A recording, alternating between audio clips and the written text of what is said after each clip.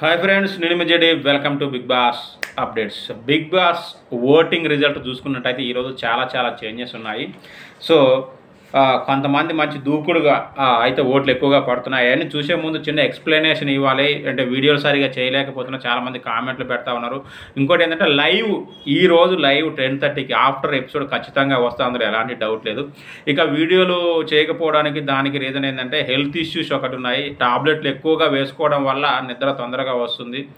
So అట్లా రకరకాలు. ఇంకోటి ఏంటంటే ఇప్పుడు మిగతా యూట్యూబర్లు బిగ్ బాస్ చెప్పే వాళ్ళు ఏంటంటే చాలామంది out of the cinema field ఉంటారు. నేనేంటంటే ఇన్ ది సినిమా ఫీల్డ్, అంటే మళ్ళీ సినిమా ఫీల్డ్ ప్రెస్ మీట్లకు వెళ్ళాలి. ఇప్పుడు మొన్న చూసుకుంటే మంచు లక్ష్మి దానికి వెళ్ళాను.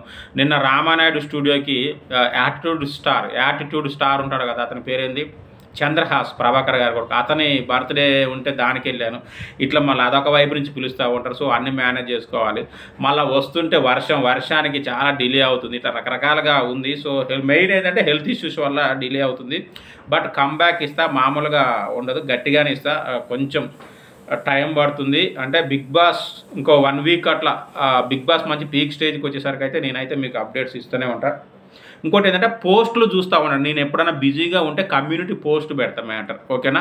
సో ఇంకేమైనా డౌట్స్ ఉంటే కామెంట్ చేయండి. ఇక ఓట్ల విషయానికి వస్తే సుమన్ శెట్టి గారికి విపరీతమైన ఓట్లు పడుతున్నాయి. అంటే భరణి గారు, సుమన్ శెట్టి గారు నిన్న ఆల్మోస్ట్ కొంచెం తేడాలా ఉంటాయి. ఈరోజు సుమన్ శెట్టి గారు ఒక 5% భరణి గారి కంటే ఎక్కువే ఉన్నాయి ఓట్లు.